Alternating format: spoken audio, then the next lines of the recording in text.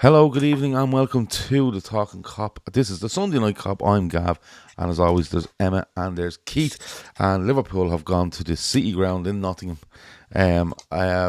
Beat Brian Clough's lads 1-0.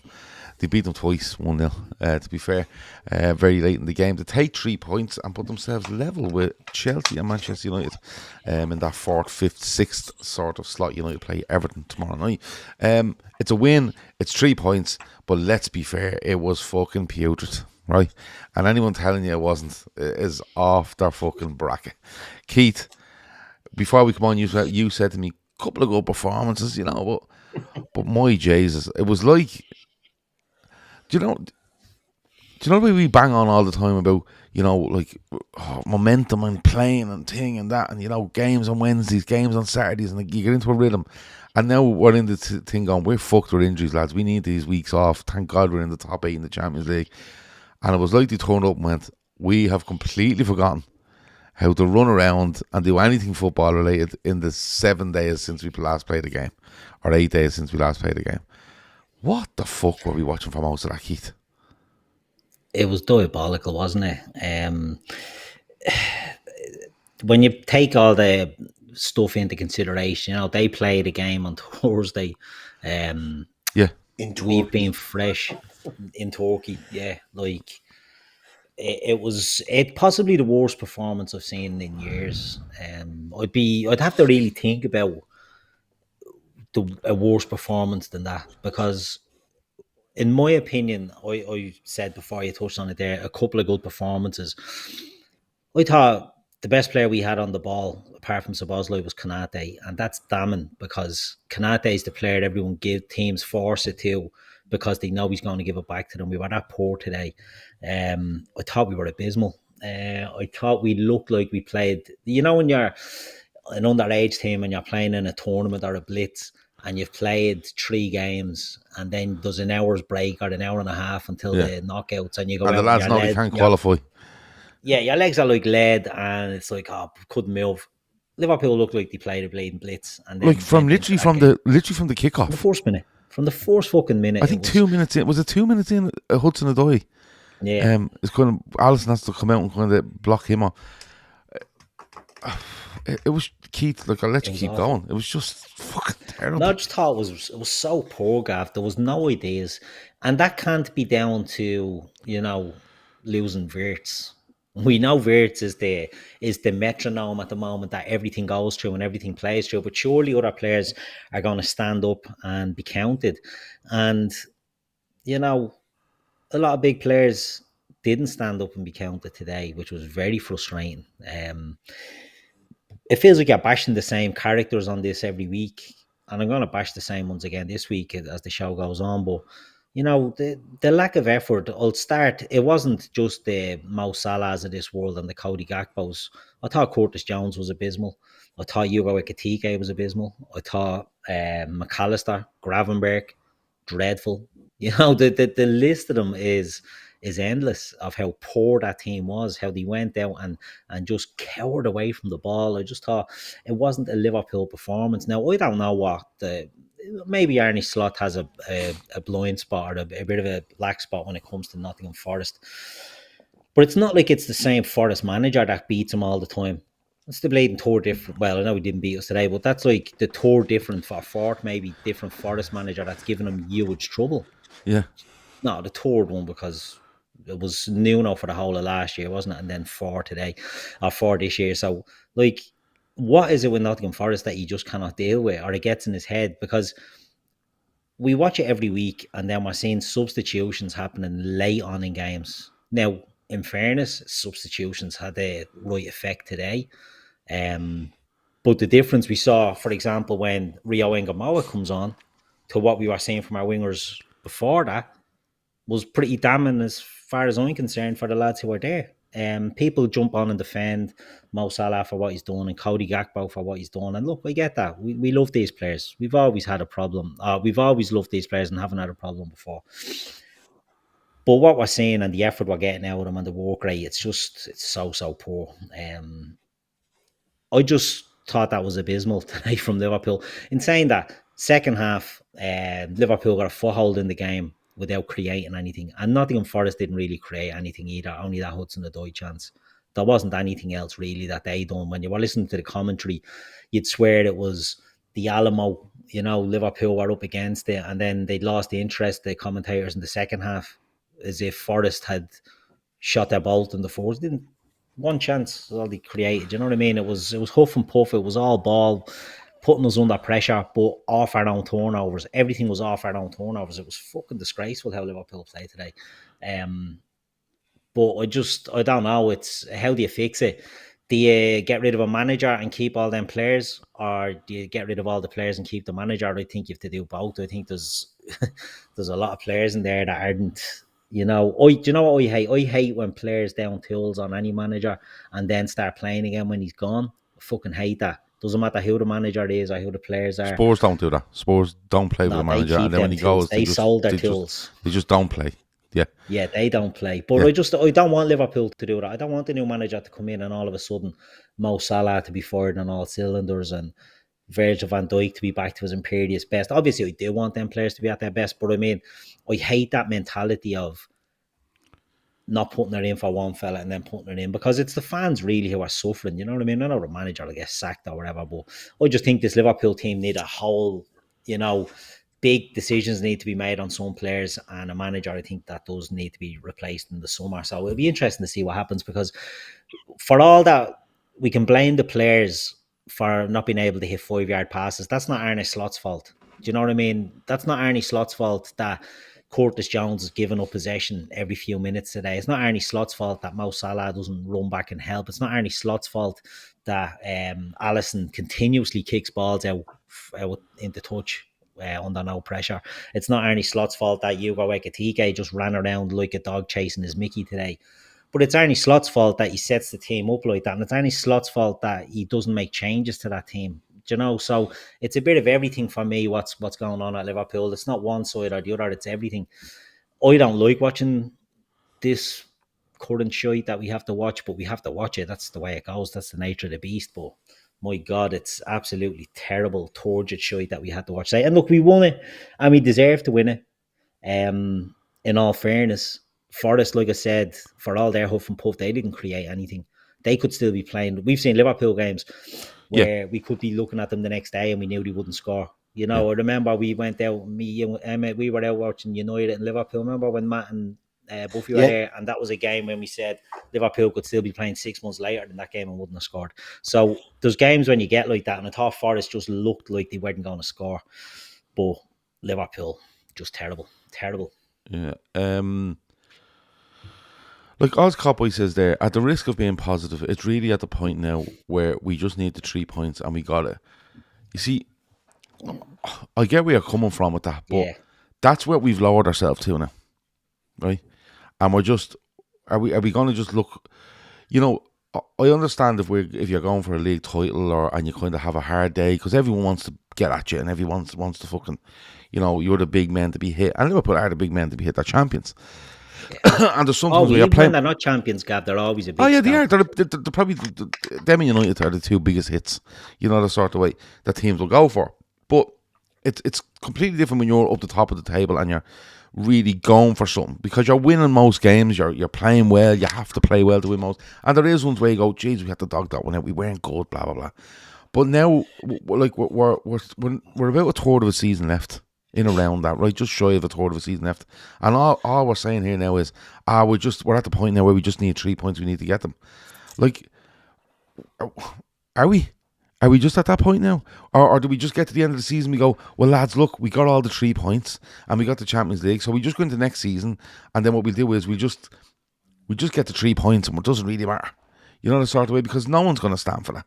Like, I know Oz Coppy, he's in the chat all the time, he talks sense, he's not going to stand for that. He's just not. And Emma, to be honest, I don't think he means it the way we're probably reading it. No, I know what he's saying. I know, but what I'm saying is, what's got us to that point? That's me. That's my whole argument on it. What has got us to that point? Because when you look at that game today, if we'd have played really well, we went in there and we said to ourselves, Forest to being away on Thursday. They're probably going to come out. They're probably going to give us whatever they can for 45, 60 minutes. They might lose a bit of steam. And we're going to stand up to them, not give them anything, make them run around. And our class will show in the last half an hour. Now, some people will argue that that's what Liverpool done and they got better as the game went on. And they didn't. But they didn't. Right? Yeah. And this is what I'm saying. What base are we starting on here? Are we just starting on, we're shy, let's hope they're shy, and we might score a goal and we just get the 3 points? This is what I'm saying. Like, why are we at that stage? And then, like, you look at that, you're going away to Forest. It's never an easy place to go, right? we never have it easy there. We really don't. We have a late Darwin Núñez winner a couple of seasons ago. We get a draw there last season. You know, and but they're going in there, and like Keith said, they've played in Turkey on Thursday night. So why did Liverpool go in and go, lads, these are probably, like I said, they're probably going to go out and give it everything they have for 60, hope to be ahead and hope to sit back and hold. Why didn't we go in and go, we're going to match them stride for stride, physically, win the ball, when we get it, keep it moving, make them run around, and that 45 to 60s turns into 25 to 40, and then you can really put the pressure on in the second half. But Emma, we went out there and we just stood around and went, you know what, it's just, we're allowing them to dictate how this game will go in all aspects, and hope to snatch something at the other end. And I'm not having a go off Oz Cowboy, but if that's where we are, the serious fucking issues. Yeah, I think we played like the team that played in Turkey on Thursday. I think we played like the team that played in Turkey on Thursday and actually came straight from the airport today to that game. I said it earlier on, it looked like we didn't do a warm-up. Do you ever have a shit warm-up and it just takes you about 20 minutes, 25 minutes to get into a game? And that's what it looked like. There was balls bouncing off shins.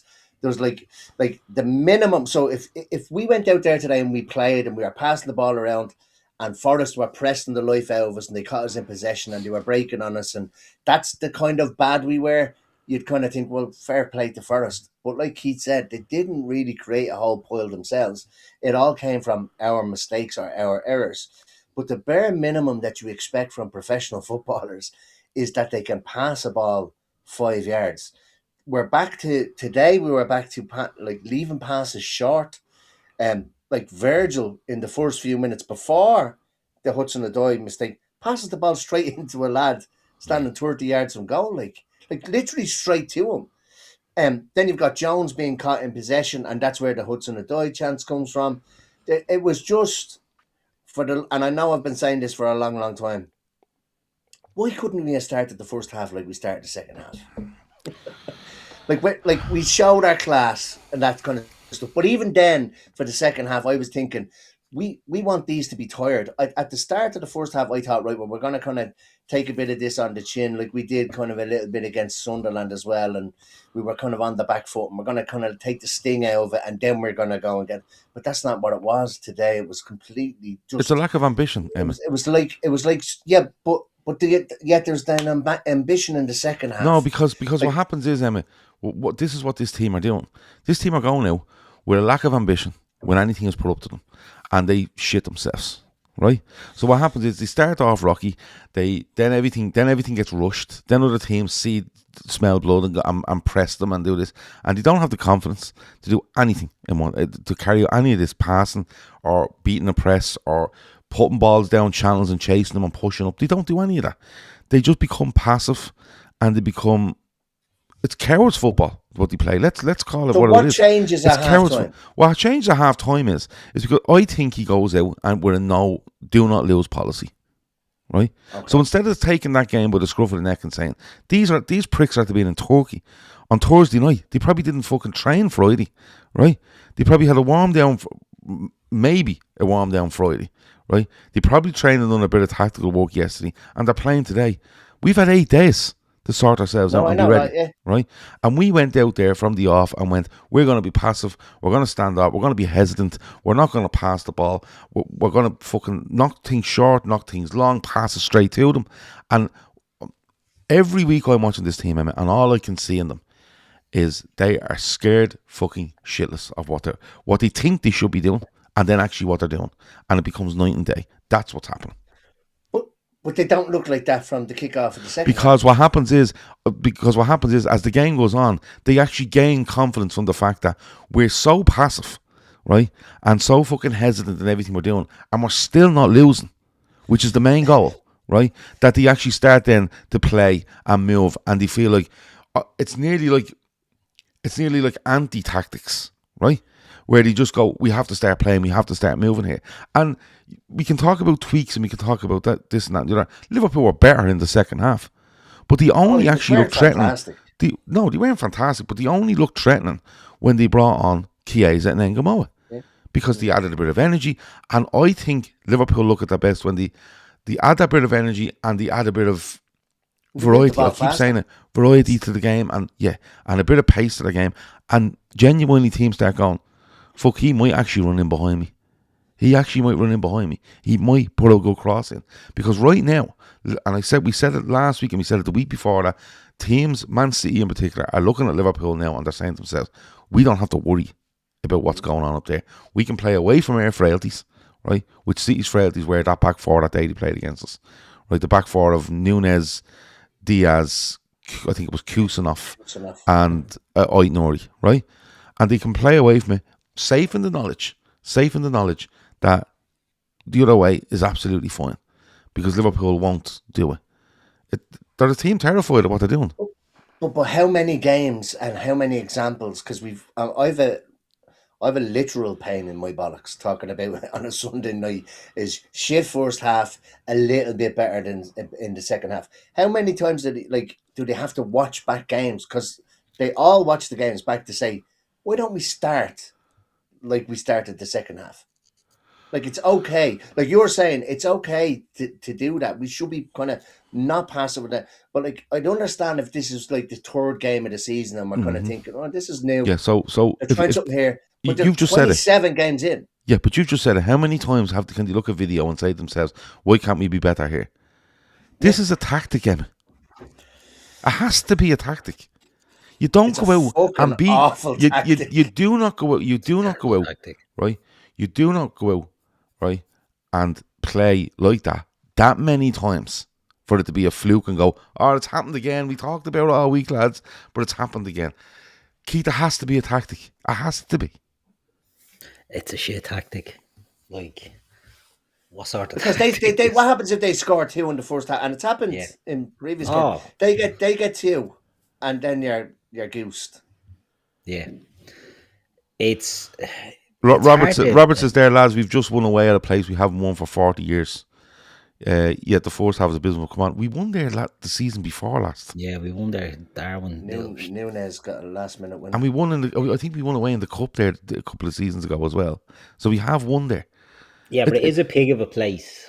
No one's saying it's not, Keith.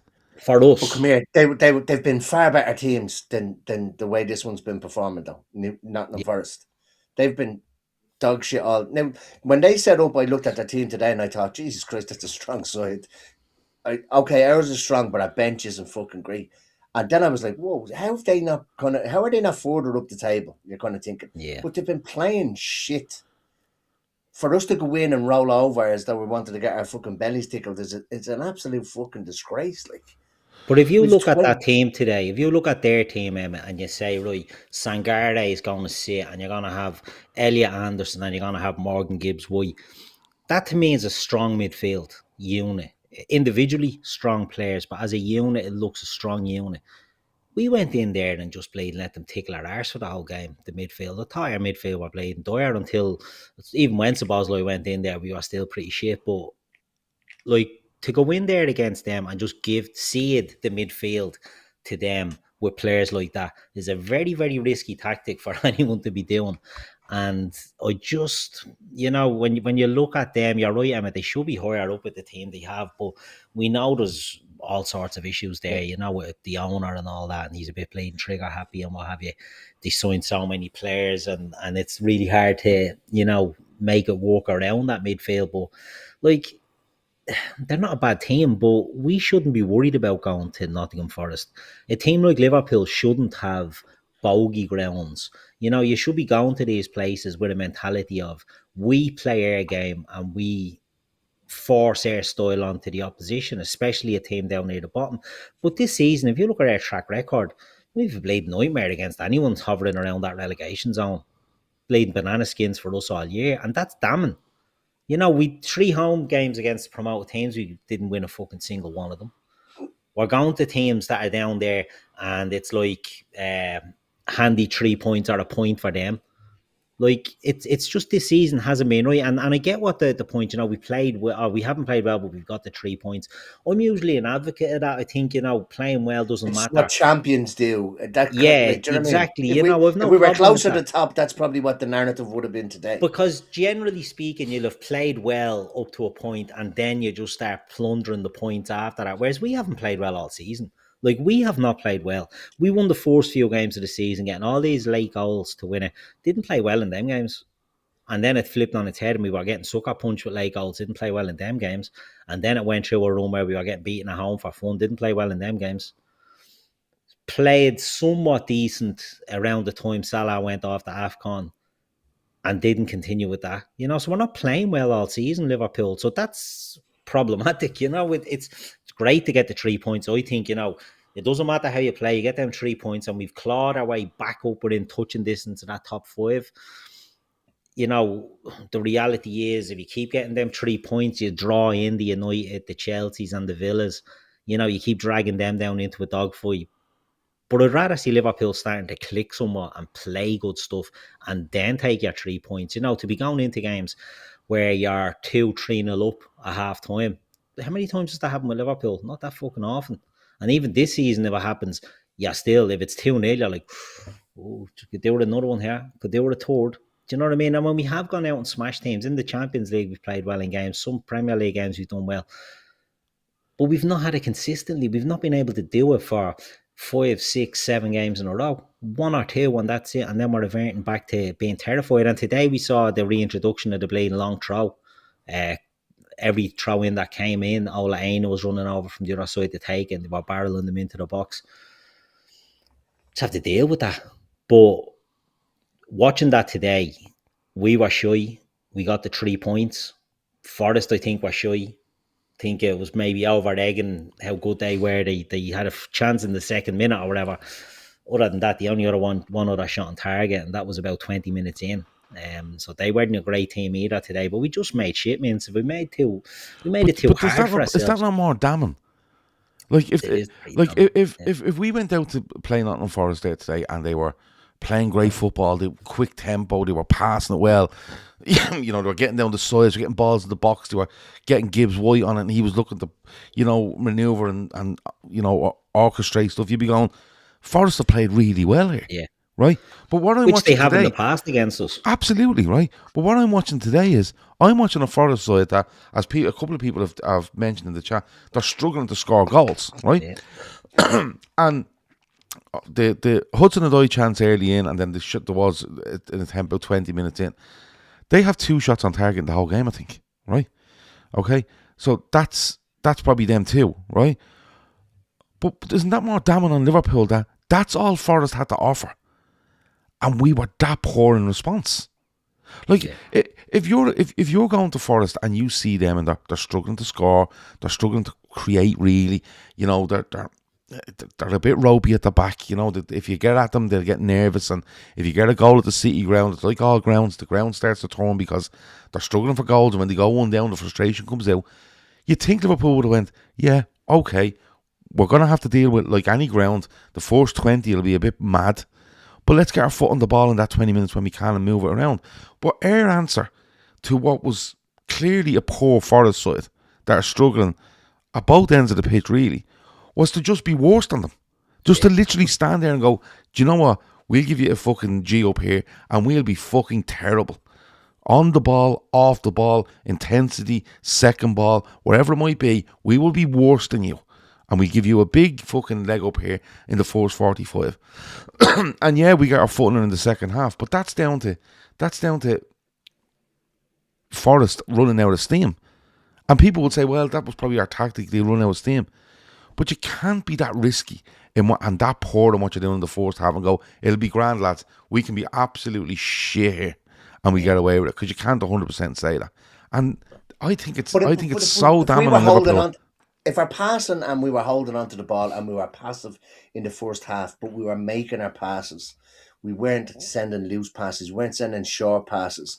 We were moving it around, and we sat here then thinking we didn't really like. We had an awful lot of the ball, but we didn't really do anything of it. It's a little bit more acceptable, but we were literally it's the worst I've seen in 3-4 years from a Liverpool side. The passing is shocking. They have a week to prepare for this. Then yesterday you see Chelsea drop points, you see Aston Villa drop points. They should have been going in there like Yeah, fucking dogs. like we need to get these 3 points, and there was no. They were like strangers. Like I said earlier, it was like they didn't do a warm up. It was like just the passing wasn't crisp. It was like I said, touches like Ekatike's touch is normally grand. He's getting the touch maybe about 30 yards from goal. It's heading straight back towards the centre circle, and Forrest are winning it back. And you're like, what Yeah. the fuck's going on here? Like, and then it just I mean, switches in the second half. Not saying we were fantastic, but the passing is much better. It's crisp. Like I can't get my head around how it can be are we so that different. reliant on Florian Wirtz to give us Well, tempo? we Is that where shouldn't. we're We at? We shouldn't shouldn't be, but is that where we're at now? Because we lose him in the warm up and we just cannot play. Like, at least when we've been shit and he's been in the team, he's been the one that's been trying to move things quicker. He's moving the ball up the pitch. He's trying to make things happen. And we lose him today, and we've got Yeah, but we should have zero been ideas. we should have been easy able to say, right, we're going to put Curtis Jones at right back, and we're going to put Well, that's what we Szoboszlai. should have done. We're going to That put was a shocking Szoboszlai. decision. We're going to put Szoboszlai into the Wirtz role, right? Play him as that kind of free-ish attacking player that looks to get on the ball, looks to progress us, because that's what Szoboszlai likes to do anyway, regardless of what position he's on the pitch. And that's what we should have done. Like Stephen Lennon said, That's what we would have been doing last year when we didn't have any Wirtz. It- Don't know, like it's Yeah, I do get that. But Stephen Lennon says Sloss seems as pissed off as the rest of us. Do you think? He did I know today, he was didn't animated. I think he was more animated at the ref than anything else. Yeah. Well, But- he was a fucking disgrace as well, by the way. He was, but the thing is, honestly, if I'm as pissed off, if Sloss is as pissed off as I think he should be, I'm not sitting there on 70 fucking minutes going, I'm not making a sub in this game. I'm just not. Yeah. Because, like, I think Kanate and Van Dijk done all right. I thought Kerkez was okay. The right back thing is just, it's a mismatch here, trying your best there. I thought the midfield got no hold of the ball whatsoever, right? But when I look at their midfield, I actually think they're looking at it going, I don't want the ball in here because I don't know what we're fucking trying to do here. You know what I mean? I don't know, am I meant to drop a shoulder, play it to a fullback, get up? It's like they've just frozen when it comes to the midfield part of the game and what we're meant to do and where we're meant to progress the ball. But, you know, Ekatike is up front. He's up front on his own, more or less. Yeah, he was poor. When it came to him, I don't think he was good enough. Fair enough. But honestly, I'm watching Gakpo and Salah there today, right? And they are offering you zero. Yeah. They're actually, do you know what? They're actually more of a hindrance to you than a help. And we're sitting there on 70 minutes, right? We're sitting there on 70 minutes, and I'm looking going, we've made no subs in this game. On 70 minutes, and we've done fuck all. And he eventually makes some changes. Now, look, Chiesa isn't going to waltz past people. He's not going to fucking burst through. He's not pace, but he's lively. There's a bit of energy to him. Ngamo, I thought, was really good when he came on. But people saying he should get a run of games. I think you're going to be fucking very, let down in them thoughts, to be honest with you. But Keith, 70 minutes in, a manager as pissed as the rest of us, and he's standing on the sideline going, we just keep going here. Yeah. Like, I'd have hooked 3 of them at half time. I genuinely. Yeah. And to be fair, right, I could have fucking pulled 5 of them. I made 5 subs at the one time at half time. I went, fuck yes. There you throwing go. digs, throwing hooks. There you go. All he is off. Not good enough. All he is off. Get off. And I'll bring fucking... And people will say, well, who's on the bench? I don't care. Well, if Trey Naoni's good enough to be around the first team squad, put him in the fucking team. I know we won't do that, but it's if they're on the bench, I could believe he went that late. I was actually surprised he made the changes so early, to be honest, because he usually wouldn't. We'd usually see the Chiesa Ngamoe get out of jail card at around 85. minutes. Yeah, so the fact that he gave them a good solid 15 or 20 to bleed and do the business today was quite surprising. But all joking aside, I mean, I don't hate Mohamed Salah and I don't hate Cody Gakpo. I appreciate them for what they've done for the club and everything that they've done, including Gakpo. People say Gakpo's been a very good player for Liverpool up until this season, I would argue. The lack of competition for him, I think, has absolutely stifled him. And the fact that he doesn't need to work to get his game is absolutely horrendous. It's after knocking him back, so I'm not trying to just dig these out, and Mo Salah is a club legend and all that stuff, but like, he don't fuck all again. Like, every time he gets the ball, it's a Trivela pass or it's a shot. That's it. He tried to put a cross in the first half for Gakpo. He would have needed a bleeding fire engine with a ladder on it to get to the bleeding thing. Salah pings her over that high. Like, there's no... For a supposed world-class player, and I say that suppose, he's obviously a world-class player, but when we were trying to compare him to the Messis and the Ronaldos and these types of characters, the Luis Suarez's and all that, they don't go through the shite that he goes through, as in the shite periods of doing nothing and not being involved and missing the chances that he misses, and just the general play. They make things happen. And Mo Salah now, and I know he's older, right? I get he's older, but he looks disinterested. Matt, I think, put it in the group about the performance against, who was it, Brighton, when he thought he rolled back the years, but it looked like the sun was just shining on a dog's arse every now and again.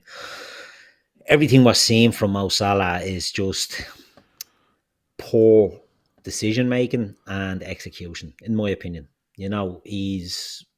He's not creating enough for a player. When the goals dry up, so with Mo Salah, the first half of his career, it was all about goals scored. Then it became goal involvements, and now we're sort of not getting any of it.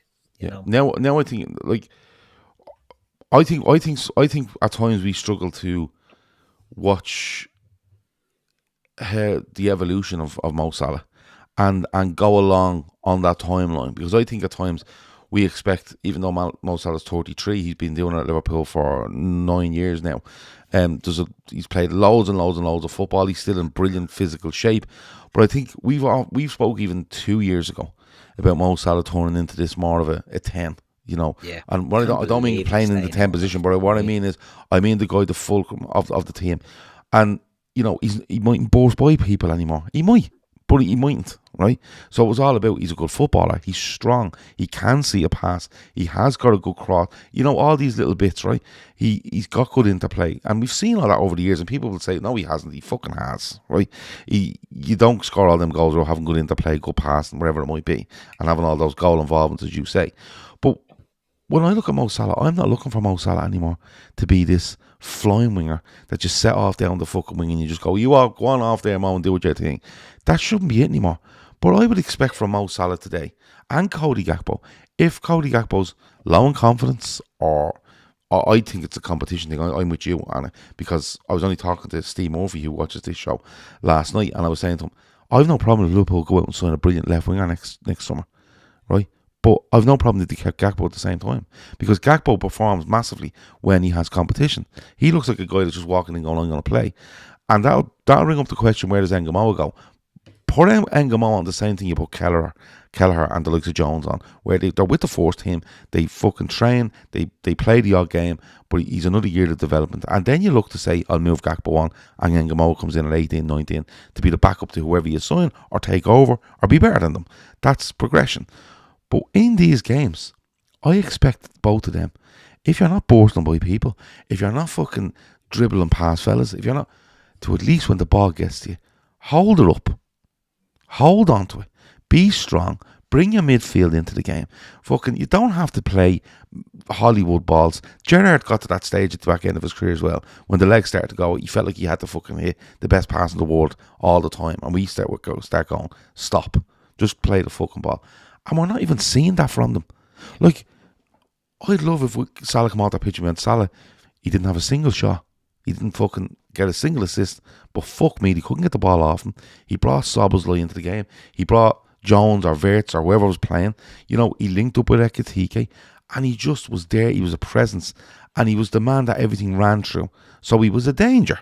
Now, he's not bursting by people, right? Which is fine. But at the same time, he's not holding on to the ball. He's not linking with players. So now he's not a danger. Now he's not an asset. And Gakpo's the exact same.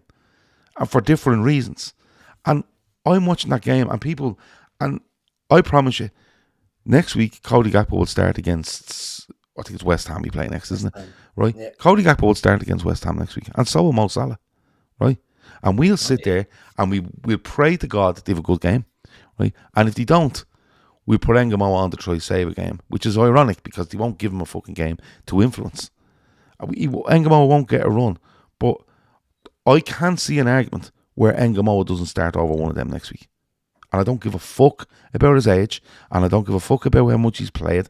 I don't care about any of that. If he's training with the first team and he's first man on to try win you a game with 15 minutes to go at the City ground in the Premier League game, he's ready to play football. So all other arguments go out the window for me. As you said, if he doesn't start half time, get on. You've put out a bleeding stinker there, Mo or Cody. You're off. This young fella's going on for the second half. At the very least, because he's done well on the right as well. 65 minutes. It takes you. Look, have we all been substitutes? People in the chat been substitutes in games. When you get onto a pitch, it's not like starting a game. It takes you a good 5 minutes to get to the pitch of the game. Like, do you know what I mean? Bringing somebody on with 10 minutes to go, sure, you're really only going to get 5 minutes out of them. But I think Engamo looks more dangerous off the right than he looks off the left. Yeah. Like today, he switched to there. I think he was switched to there to that side. In another game, he got an assist. I'm nearly sure from the right hand side. I think he actually looks more threatening from there for probably what we want for when Isak comes back. Because what we need when Isak comes back is those drag backs across the middle of the 18-yard box, and he looks made for that. Frimpong looks made for that as well. He was doing it after Isak got injured. But I think, like, we praised Salah last week after the Brighton game. So, naturally, I think we should slate him this week. I think he was awful. I think his attitude when he got subbed off was a disgrace. Yeah, it was. I'm starting to think undermining the manager, laughing at his decision. How dare you? I'm starting to think that the resolution that came out of this argument with them is that there was an agreement that he play every game. Yeah. I genuinely do. Because it was a bit of an ironic kind of laugh from him. You know, as if, yeah, well, you have to start me, but I know, look, I see what you're doing here. And there's something deeper there. I think that's the first time he's taken him off since he came back. Yeah, I think there's something. No, he's taken him off a couple of times, I think, but they've been later in games and maybe when we're winning and stuff like that. But there's something deeper there. But that shouldn't make a difference. No, it shouldn't. It shouldn't. I hate that. I've always hated that thing about Salah. Even when he was at his best, it's that petulance of getting taken off and I'm undroppable and that kind of stuff. And other people, I didn't see it from Gakpo, but some people said that he kind of joined in a little bit as well. And you would like to hope that there isn't this agreement in place that he starts every game, because that's weak. It is weak in my eyes. Not just from Slot, but I would imagine it's not just coming from Slot. I'd say, if anything, because he's the coach, he was probably told that's the way it has to be. It'd be interesting to see if his agent comes out and says that online. His agent doesn't really say it anymore. No, I think he was warned after his last contract as well. But I think Engamo looked lively. I don't think he's like the answer. Slot is gaslighting us immediately after the game, saying that he's fantastic. He's got great potential for 17-year-old. There's no other 17-year-old has played as many minutes as him in the Premier League. There's probably no 18-year-old or 19-year-old that's played as many minutes as him this season in the league. And he says, but I'm not 100% sure on that. But what he's basically telling us that he's not fucking starting next week. Like, but you see, he's saying he's played a fantastic number of minutes. Hasn't played anywhere near the number of minutes that he should be playing. But the thing is, like, you're saying he looks a threat from here, he looks a threat from there, right? And the only thing he does when he comes on is he just looks bright. He just looks like there's a bit of tempo to him. He doesn't do anything absolutely outrageous where you go, holy fuck. He just comes on, he looks for the ball, and what do we do? Or what does he do? He knows his attributes. He knows how he can help, and he tries to put them into practice. And what's happening with Simple game. Salah and what's happening with Gakpo and others, to be fair, is they're not looking at their attributes and how they can help. They go into their shell or they go completely the opposite way. And the team is built wrong around them as well. You know what I mean? Like, I'm sure if you said to Salah, look, you were shy there today, he'd probably say, well, hold on a minute. They're asking me to be fucking three fellas here. The fullback, I'm playing with a fullback who's a midfielder. He doesn't know if he's the go or not. He'd have plenty of argument against what we might be saying here. But that's okay. You don't have to burst by people. You don't have to be 2 or 3. But hold on to the ball. Hold on to it. Bring your teammates into play and let's see where we go from there. Start off with that. And once Forrest know, when it goes up to Salah, yeah, he's not running beyond us, but we can't get the ball off him. So now we have to watch runners and we have to watch stuff. And then they'll fall back in and they might go, we can't go fucking gung-ho here. That gives your midfield a bit more room to play then as well. But when you know it's bouncing off fellas up front all day, their defence can go hammer and tongs at it, and the midfield will know where it's going to bounce off and we can just pick her up and play. And your midfield's on the back foot straight away. It goes back to players' attributes and what we're using them for. And we're not. We're just not. There's not many players in that team. Like Keith, how many players in that team do you look at and you go, yeah, his attribute is that and we're getting the best out of that? Yeah, there's not many of them. No. Like at the moment there's not many of them at all. But that's not to say that some lads didn't do well today. You know, I thought Kanate was excellent. I thought Kerkez was good. I thought Szoboszlai was good. Yeah. After that, I didn't really think anyone else was good. But I thought those 3 were good. I think we're seeing in Kerkez a player who's week on week is getting better. You know, he's not having 10 out of 10 performances, but he's looks more solid. He's not, you know, at the scene of the crime like he was maybe at the start of the season. I think Kanate as well. Virgil falling off a cliff, doing nothing but shouting and giving out to everyone else, running around like a blue arse fly into midfield today, chasing after bleeding players. I don't know what he was up to. But I thought Szoboszlai at right back was decent, but when he went into midfield, he was our sort of pulling the strings for us. Like, we've got players there that, you know, if you look at take them individually,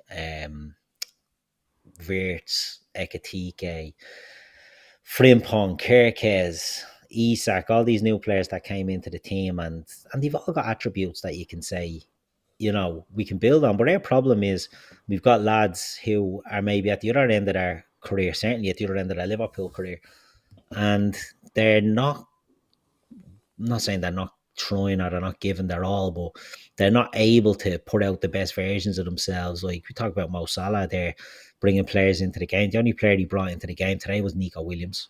You know what I mean? Like the left backs are having stormers every week, and it used to be they'd be double teaming them, and now it's just like the left backs having the free reign.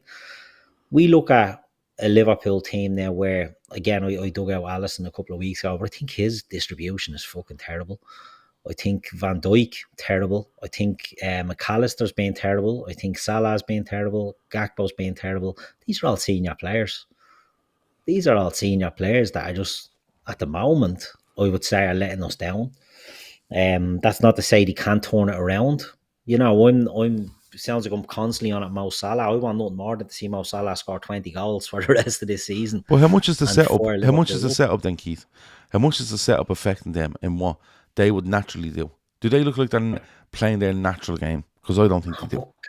It's not even that they're not playing. They're not doing basic stuff, right? Yeah, that's true. Yeah. Like, they're not doing basic stuff. They're doing stupid shit. I watched Liverpool's women against Everton today, and they looked like they just done basic stuff. You know what I mean? Like, they just played football. Both teams just got the ball down and played football. We overcomplicate things. Like, football at the top end is getting ruined by bleeding nerds trying to reinvent the wheel all the time.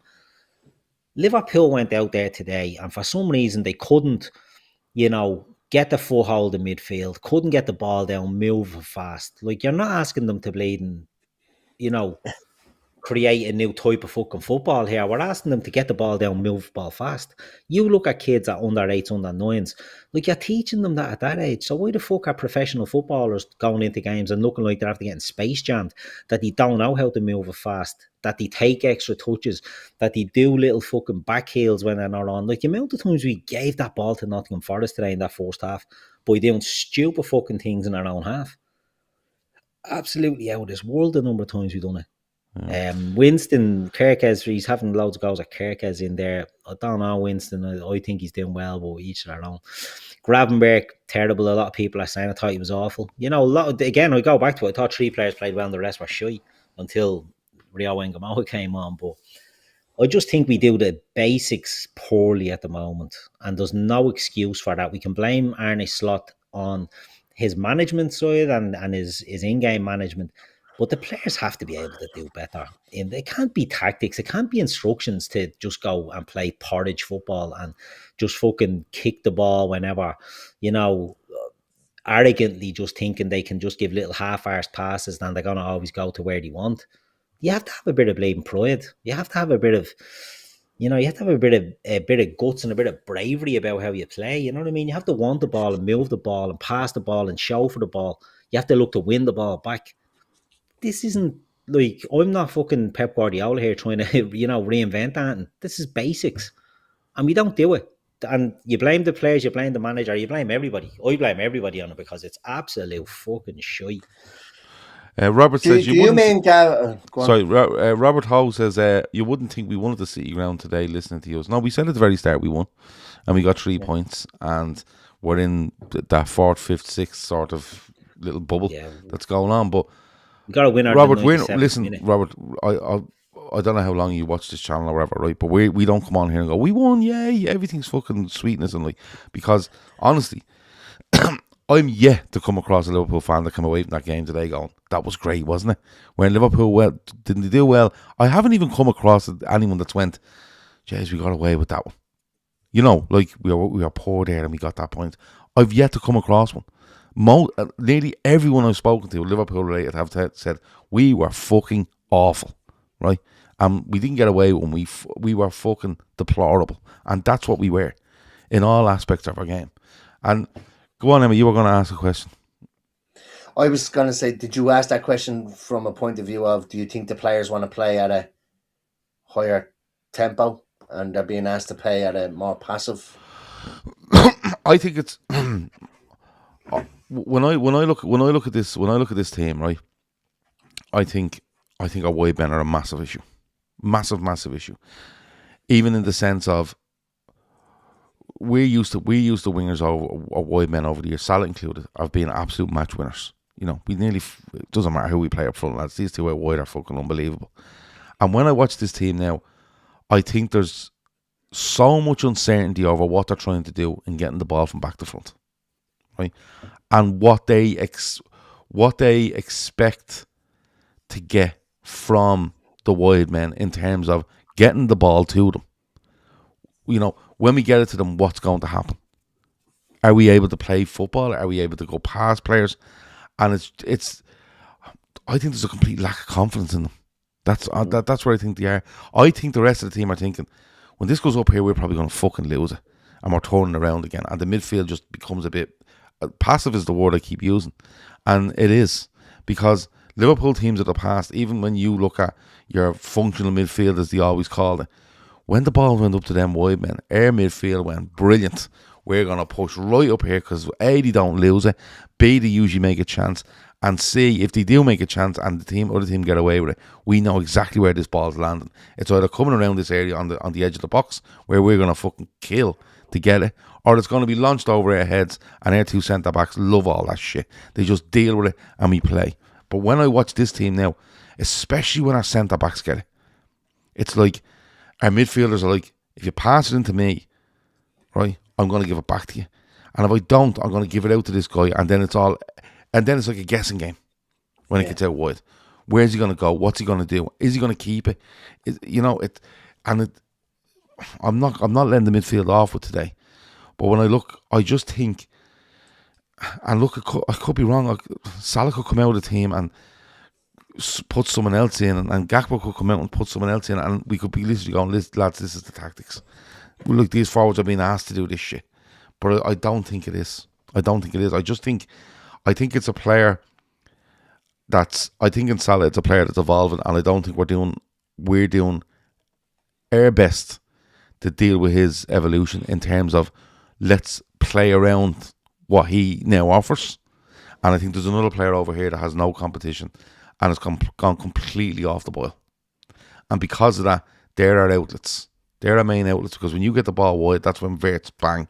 I know he doesn't play today, but that's where he snaps into life. He wants it. He wants it off Gakpo. He wants it off Salah, and then let's play. And it just feels like it's so worrying to watch. It really, really is. It's like when we have the ball at centre half, we're worried if that ball goes 40 yards up the pitch, how quick it's going to come back on top of us. And that's what I'm watching. I could be completely wrong. That's just me watching it. That's what I get. So confidence and trust. So they're not confident in putting the ball forward because they don't trust the lads up there to keep it. Yeah, and then I think on top of that, I think there's an outlook of that's okay. Once you stay behind the ball and we just do this do not lose attitude for as long as we can and might nick something. That's if you have. That's what I thought was going to happen today. Was that yep. I there was a point in that game around about 70 minutes, and I thought we're either going to win this 1-0 or we're going to lose it 1-0. And what we've seen in previous games is right. So we've Nottingham Forest were all kind of action in the first half without really creating anything, and then they kind of came out and sat off a bit, and I thought these fuckers are trying to catch us on the hop. This is just stay in the game till 70, 80 minutes, and then we'll spring one on them and we'll get one, and that'll be the 1-0 win. Which has been the way to go for a lot of teams this season. Yeah, but and even when we went one behind, even as recently as last year, you had this confidence, whereas we're still going to win this. Whereas any adversity this season doesn't look like we're coming back from ever. Look, it's we've bashed them. Let's be honest about it. We've bashed the team, and I think quite rightfully. But it was a mad end to the game. The Mac Allister goal is disallowed, and you're like, for fuck's sake. And I think it should be disallowed, to be fair. And then, and to be fair, when that's disallowed, I was thinking these pricks are going to score now, because this is just the way it goes. We get a goal disallowed, it's mental, and then they go down the end, and they just. I just had visions of a fella running on an inside channel and just slipping it through Alisson's legs or something, one of these breakaways, but we kept going, in fairness. And do you know what? I was actually screaming, Keith, at Gomez when you see the long throw. I was like, just put it in the box. There's no time left, and he stands back and he throws the Sobbers, and Sobbers like stand there going, "Yeah, I'll just hang around with this role." And I'm like, put the fucking thing in the box. I was losing the plot, and then when I went in, I couldn't see, right, whatever way I was watching it and whatever way they freeze framed it, the possible offside, I couldn't see a man in it. I was like, that's just Virgil van Dijk standing over there on his own. It's a mile offside, isn't it? In fairness to Mac Allister, he gets in there and it's a bit like a striker, because he's the first to react, and there's no better to Mac Allister's very good at that in around the box. Yeah, isn't he? There's no better way to beat them though, because I fucking hate them. Yeah, so do I. I hate them. So do I. I don't know if it's a generation thing. We grew up on the we hate Nottingham Forest and all that stuff. But I just hate Brian Clough. I hate Brian Clough. I cannot fucking stand them. I hate Nottingham Forest. I hate their fans. I think they're so arrogant and, chip on their shoulder. I just don't like them.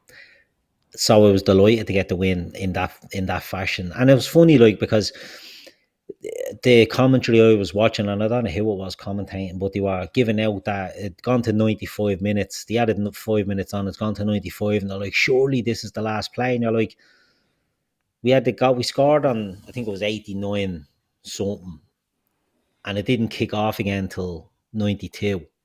So, the 5 minutes is only starting from then.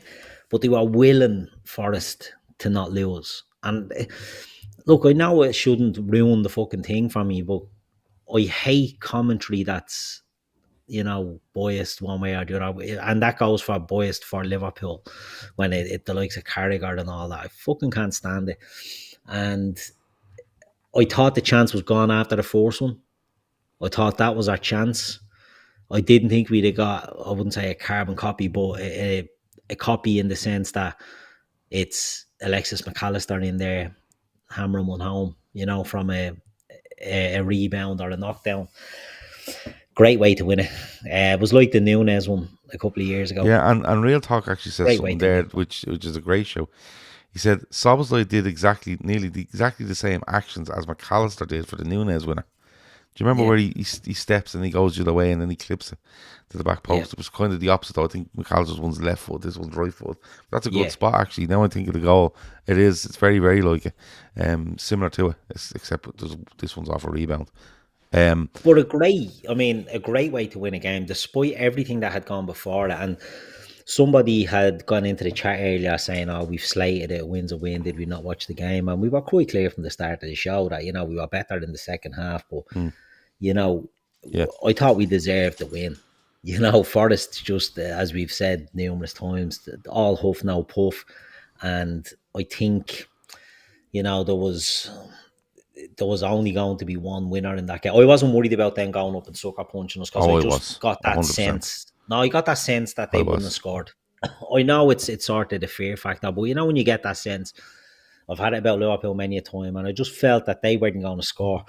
And I was like, a draw is no good for us. So I wasn't thinking of defeat. I was like, a draw is no good for us in this game. As soon as the goals disallowed, I'm genuinely waiting on Chris Wood to amazingly reappear, come onto the pitch, and just get a chance to score. That's what I was waiting on. It's the same as yesterday. Chelsea, as soon as they go down to 10 men, I was like, Ashley Barnes is coming onto this pitch and Burnley are scoring. And that's what I felt was going to happen. I think Chris Wood, I think he's lost one of his legs, I think, at this stage. He's out that long. But I was still expecting him to come on and score, to be fair. Look, it's a win. You move on, I suppose. We all have hopes as to what way we'll play against West Ham, what team we'll pick, who we'll play. But I don't think this gets you through to the end of the season, Emma. Look, at the very start here, at the very start there, at the very start of the show, we brought his comment up on screen, and we said, he's saying, look, at this stage, you just win the games and get on. I don't think this sort of performance gets you the wins. Even if you want to go down that route, I just don't think it does. No, it definitely doesn't, because on another day, Hudson-Odoi scores that chance after 2 minutes. They probably add to it with the other chance they had on 20 minutes. If we're that poor, and we've seen it. Did Bournemouth go 2? Was it Bournemouth went 2 up on us? Yes. We went up 2. Yeah. We've seen that, and again, not just under Klopp as well. Sometimes you saw it when you're off it by even a couple of percent, you get punished in the Premier League. Nottingham Forest just didn't punish us today with that Hudson-Odoi chance. It was an excellent save by Alisson. Look, we're tired of saying that, but on another day that goes in, and we're on the back foot. We're playing shit. They've just given us a smack in the nose. They're getting another one, and then the game is gone. We probably get it back to 2-2 maybe, and scrape by with a draw. Yeah. We're going to come up against better teams than Nottingham Forest. I would argue at this moment in time that West Ham are slightly better than Nottingham Forest. So we cannot go into next week's game and have another first half performance like that. I don't mind a passive performance if our passing is crisp, we're passing it around, we're not creating anything, and we're just kind of like a rope-a-dope, trying to get them to empty their tank, and then we go at them in the second half. We've seen that all through this season, but the first half needs to be better in terms of passing. There didn't seem to be any desire. It was just it was just we're happy enough just to be shit, and that's never a good thing for Liverpool. So if this is his tactic where we're just going to be passive in the first half, the passing needs to be crisper, probably a little bit more intensity in the passing, and the passes need to get to where they're supposed to be fucking going. And let's not pass it to the opposition. Because like I said, I think Virgil's first 2 passes today went straight to the opposition. Like that's lazy and fucking it's just fucking negligent. And you'll be punished by a team and you won't be able to come back. And I think we probably said that when we were on this run at the start of the season, the first 6 games where we were getting last minute winners, and we're going to come up against a team that we aren't going to come back against, and it's all going to fall apart. And that just happened to be Crystal Palace, and it all went to shite after that. So I just think I get what Oz Coppoy was saying, and we kind of said He actually halfway comes through back the and show. says, he says, I'm not saying we should aim to play like that, lads. No, I know. I'm 100%. not, we're not saying that. We're saying that this sort of Like if style, that was an end-to-end game today, and we only nicked it at the end, and you thought we didn't play great today, but geez, we got out of there with the 3 points. I think that's probably what Oz Coppoy is saying. But like, there's absolutely no way you can legislate for that first half today, and expect to get through to the end of the season with enough points to get into Champions League. Yeah, I think we have to. I agree with you. I know we're on the. To be fair, I'm not even looking at United and Chelsea. I'm looking at United and Chelsea. I'm looking at Villa, and my target is Villa, and that's where I think Liverpool should be looking. I think they're 6 points off Villa now, and I think that's where they absolutely should be looking. We have to go to Villa, I think, before the end of the season. But Keith, there's a lot of people in there saying, top four, will they get it? Will they not? Things like that. Something has to change in this, Keith. I think you're going to need to be fairly solid here between now and the end of the season to get into that top 5. And I find it easier to see these performances coming than really, really good performances, footballing performances. And I just think if you end up in somewhere in between, it's more or less just see how it goes today and just try dog a win out. And I just don't know if you get there in the end with that sort of outlook. Yeah, I mean, Kev said 3 clean sheets or whatever, and look, yeah, a clean sheet away from home, you build on it. You build on that, but you want more from your midfield and your attack. We should have enough. I don't even want to say we should have enough to get in the top 5, because we've shown this season that we're stepping on rakes all over the place. Every time it looks like we can do something, we take 2 steps back. Now, this weekend, we got that win today, which was important because of the drop points by Villa and Chelsea, and then we don't know what happens in the United and Everton game tomorrow. It could be a really good weekend in terms of that for Liverpool, but next week it could be the opposite, and we could end up, going back. I don't have faith that this team can have enough mentality to grind out 3 points every week. If I thought they could grind out, if we were poor up front, but we could grind out, I don't have faith in that at the moment either. I just think it's a really poor league this year, and we're very, very lucky for that. We are very lucky that Aston Villa are in third and Chelsea and Manchester United are ahead of us. And look, Manchester United, we can slag them all we want, but they look the most stable out of them. Do you know what I mean? Like, they're ones that you'd be like, it's a long time since we've said that. Chelsea, basket case club, and Villa, great season, great manager, really like They're Aston running Villa out of and what players. they're all about. But I've seen it from a bit that they will start dropping and coming back closer to the chasing pack than the leading pack, and I'd worry for them in the sense, could they drop out of? Come here, there's Liverpool fans out there that want us to drop that clause so that they can play Elliot. Yeah, let's help them. Yeah. Oh, well, I'm not getting going on that. I've had a rant on the show about that already. Like, it's absolutely ludicrous the way Villa are carrying on. And it's disgrace. And Unai Emery's saying stuff, and people are going, yeah, and then people are turning around going, and Liverpool should be like helping the player here. Yeah. And Liverpool fans saying it. Like, what are you talking about? We exactly. helped everybody here. We got the player. The player got a deal. Villa got a deal where he didn't have to pay for a fella for a year. We put a clause in because they want, okay, fine, 10 games and you pay 35 million for an out clause. And now they just go, we don't want to play him. You should drop the clause for the goodness of the player. Well, why did you fucking sign him in the first place? Exactly. And this they're is all the ones that have taken the clause and they're failing in other positions. The problem with Harvey Elliott is Villa are failing in other positions on the pitch. And I think they're being shown that there's frailties to them on other areas of the pitch that they feel they need to strengthen, which is okay. But they can strengthen along with Harvey Elliott. So they probably were overconfident in what they had, in terms of their squad before they took Elliott. But you can't just go around going, listen, we don't want to play him because we don't want to pay. We don't want the player. This is the thing. If you drop that clause, there's not a hope in hell Villa come and sign Harvey Elliott. Do you know what I mean? Like, it doesn't benefit us in any way. No, it's fucking stupid. And people telling Liverpool that the problem is mental. But a lot of people are pointing out here in the chat that Chelsea have a really difficult run of games going. On paper, Liverpool have an easier run in.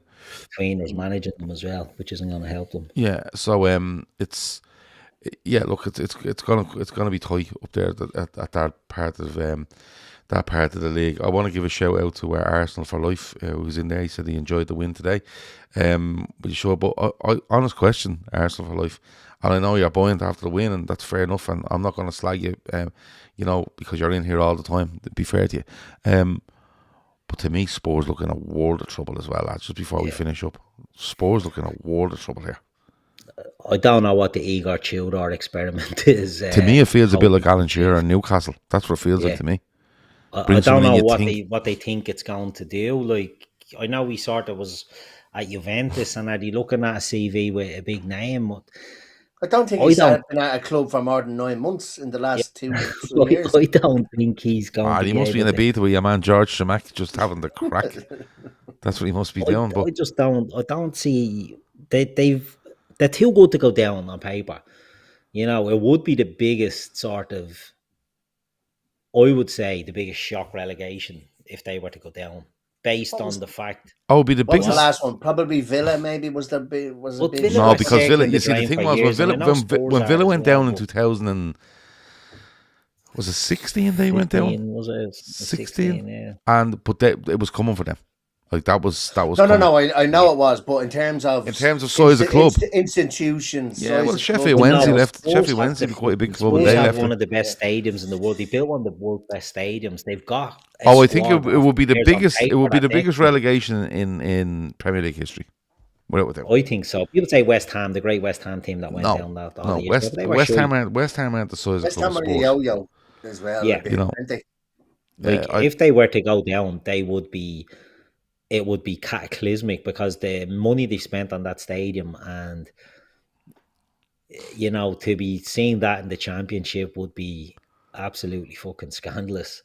But you reap what you sow. The problem here is for Spurs is Leeds, because Leeds are picking up fucking points all over the place at the minute, and they've pushed up and went, we'll just go ahead of you now.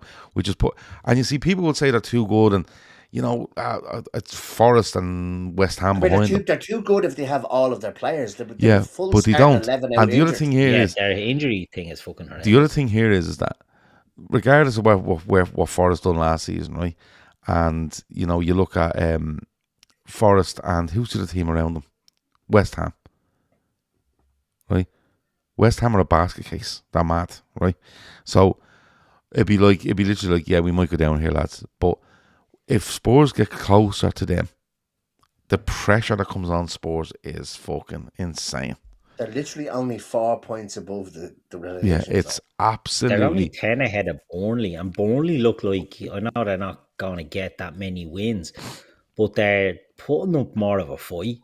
Do you know what I mean? You wouldn't be surprised if they took a win here or there, and that would really pile pressure on. Look, maybe we're wrong, and maybe Tudor has got the onions to turn it around.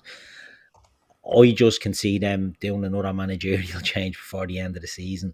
And Ryan Mason, I think you and Gizmo talked on the show on Patreon, Gav, about the Spurs way and all this shit. And Jesus, I just he'll have his big jacket ready to go again. Yeah, like Ryan Mason does fuck all else. He just sits around going, his missus go. He was at West Brom, wasn't he? Is he not still with them? No. No, he couldn't be, because if Spurs are looking for somebody, he'd be around. Because like I'd say he's in the gaff, and she's going, "You've been here a while." And he go, "Don't worry, they'll sack him. They'll sack someone in jacket's there ready. Don't worry, there's plenty of bleeding." He only left him in 2026. There's plenty of dosh. There's plenty of dosh there that I got off the last interim job, and I'll be back in again.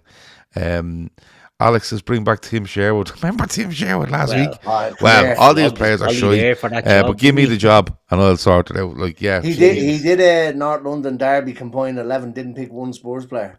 Did you know? Like, how are you ever gonna get the fucking job? Yeah, it's mad. Isn't it? But yeah, no, I think they're in a world of trouble because I just think the pressure that gets loaded on them if it really gets bad, and you'll have players there, and I know people say they fight for the club and do this, but you'll have players there going, I'll just walk. Do you know what I mean? I'll just get a move. Like Javi Simmons will get a move, Solanke will get a move.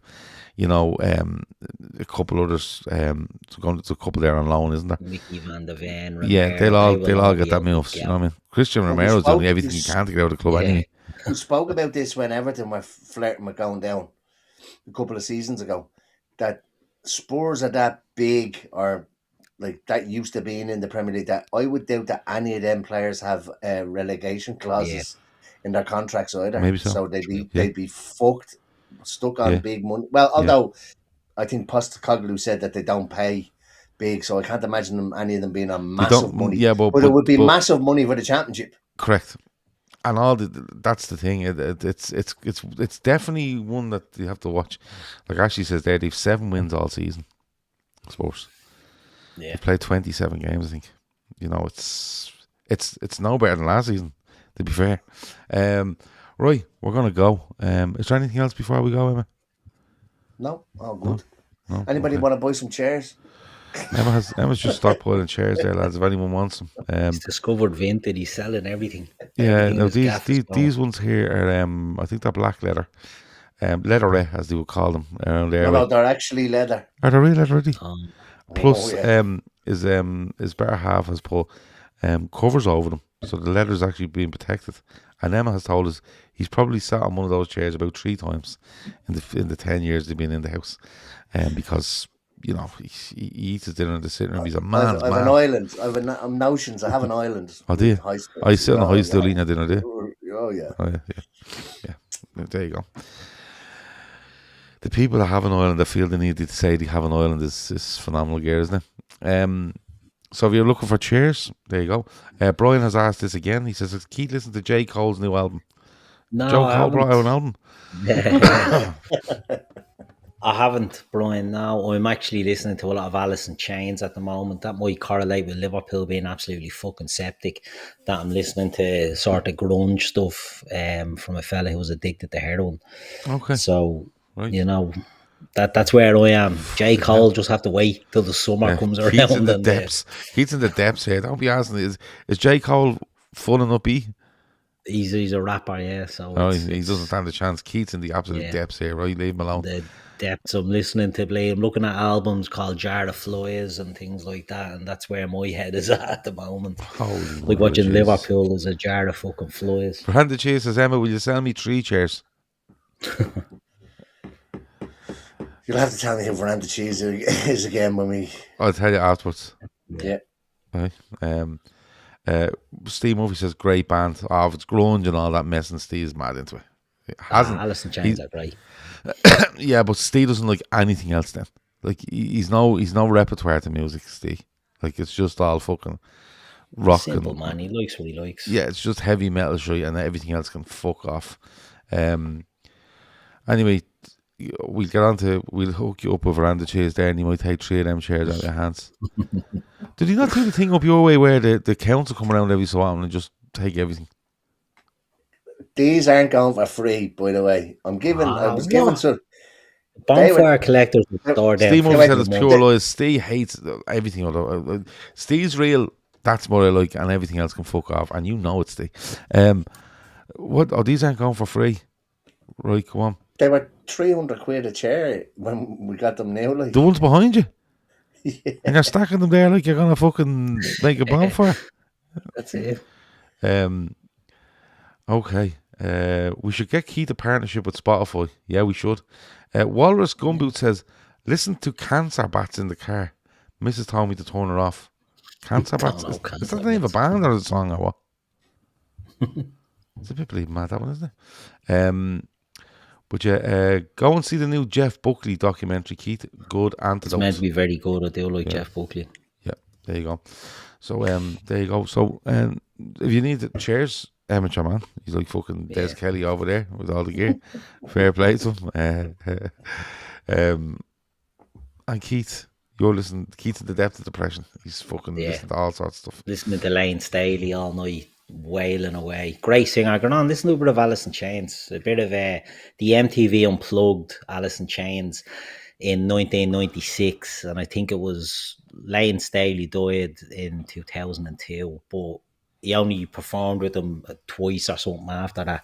In a few weeks after that. So everyone always says it was like a fella performing at his own funeral. You could tell the band knew he was bollocks. He was on heroin for years and just became reclusive. But he was a song called Nutshell, and their performance of Nutshell in the MTV Unplugged was one of the best. Okay. Worth a listen. Not too heavy. It's a ballad. I go around in circles with music. Like I'm back onto the Travelling Wilburys now, listening to a load of that. Because we'll get you onto grunge in about 20 years. I love Roy Orbison and all. So do I. Roy Orbison was fantastic, wasn't he? Loved him. He was very good. He was. So that's it. We're gonna go. That's your Sunday Night Cop. I've been Gav. That's been Emmett. That's been Keith. Like, subscribe, comment, all that messing. If you want to join our Patreon, the link is in the description. We're doing as many shows over there as we're doing on YouTube during the weeks now, and loads of stuff. We're doing stuff on Robbie Fowler and all last week.